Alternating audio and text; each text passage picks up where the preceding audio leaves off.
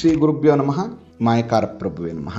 ತುಂಬಾ ಜನ ಇವತ್ತಿನ ದಿನಗಳಲ್ಲಿ ಮನೆಯನ್ನ ಕಟ್ಟುವಂತ ಸಂದರ್ಭದಲ್ಲಿ ಒಬ್ಬರು ಮಹಿಳಾ ರೂಪದ ದೊಡ್ಡ ಕಣ್ಣಿರುವ ಒಬ್ಬ ಮನುಷ್ಯ ರೂಪವಿರುವಂತಹ ಚಿತ್ರಗಳನ್ನ ಎಲ್ಲಾ ಕಡೆ ಹಾಕ್ತಾ ಇದ್ದಾರೆ. ಆದ್ರೆ ಈ ರೀತಿಯ ಚಿತ್ರಗಳನ್ನ ಹಾಕ್ಬಾರ್ದು. ನೋಡಿ, ಜಲಂಧರ ಅನ್ನುವಂತಹ ಒಬ್ಬ ದೊಡ್ಡ ರಾಕ್ಷಸ. ಆ ರಾಕ್ಷಸನಿಗೆ ಶಿವನ ಮೇಲೆ ಅಸೂಯೆ ಬರುತ್ತೆ. ಆ ಅಸೂಯೆಯಿಂದ ಅವನ ಮೇಲೆ ದೃಷ್ಟಿ ಬೀಳುತ್ತೆ.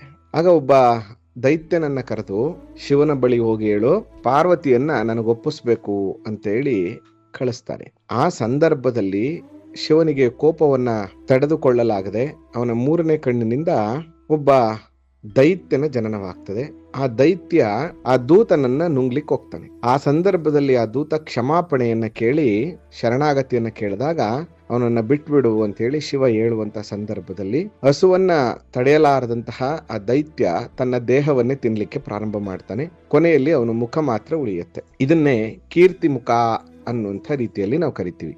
ಅವನ ಶ್ರದ್ಧೆಯನ್ನ ಮೆಚ್ಚಿದಂತಹ ಶಿವ ಇನ್ನು ಮುಂದೆ ನನ್ನ ದೇವಾಲಯದಲ್ಲಿ ಪ್ರವೇಶ ಮಾಡ್ಲಿಕ್ಕಿಂತ ಮುಂಚಿತವಾಗಿ ಕೀರ್ತಿ ಮುಖದ ಚಿತ್ರಗಳಿರಬೇಕು, ಅದನ್ನ ದರ್ಶನ ಮಾಡಿ ಒಳಗಡೆ ಬರಬೇಕು. ಜೊತೆಗೆ ನಾನಿರುವ ಯಾವುದೇ ಜಾಗದಲ್ಲಿ ಯಾವುದೇ ರೀತಿಯ ದೃಷ್ಟಿದೋಷಾದಿಗಳು, ಅಸೂಯೆ ಭಾವನೆಗಳು ಬರಬಾರದು. ಅದರಿಂದ ನೀನಿರುವಂತಹ ಜಾಗದಲ್ಲಿ ಇದು ಯಾವುದೂ ಬರೋದಿಲ್ಲ ಅನ್ನುವಂಥ ರೀತಿಯಲ್ಲಿ ವರವನ್ನ ಕೊಡ್ತಾರೆ. ಅದಕ್ಕೆ ಆ ಕೀರ್ತಿ ಮುಖ ಇರುವಂತಹ ಸ್ವರೂಪದ ಅಂದ್ರೆ ಭೂತರಾಜನ ರೀತಿಯ ಮುಖಛಾಯೆ ಇರುವಂತಹ ಚಿತ್ರಪಟವನ್ನ ಮಾತ್ರ ಮನೆಯ ಮುಂದೆ ಹಾಕಬೇಕು. ಅದರಿಂದ ಸಕಲ ದೃಷ್ಟಿದೋಷಗಳು, ಅಸೂಯೆಗಳು ಕಮ್ಮಿ ಆಗತ್ತೆ. ಇದನ್ನ ಬಿಟ್ಟು ಮನುಷ್ಯ ರೂಪದ ಚಿತ್ರಗಳನ್ನ ಹಾಕಿದ್ರೆ ಅವರ ನೆಗೆಟಿವಿಟಿ ಮನೆಯಲ್ಲೆಲ್ಲ ಆವರಿಸ್ಕೊತದೆ. ಅದರಿಂದ ಅನೇಕ ಸಮಸ್ಯೆಗಳು, ಕೆಲಸ ಕಾರ್ಯಗಳು ಬೇಗ ಮುಗಿದಿರುವಂತಹ ಸಾಧ್ಯತೆಗಳಿರ್ತದೆ. ಅದಕ್ಕಾಗಿ ತಪ್ಪುಗಳನ್ನ ಮಾಡಬೇಡಿ.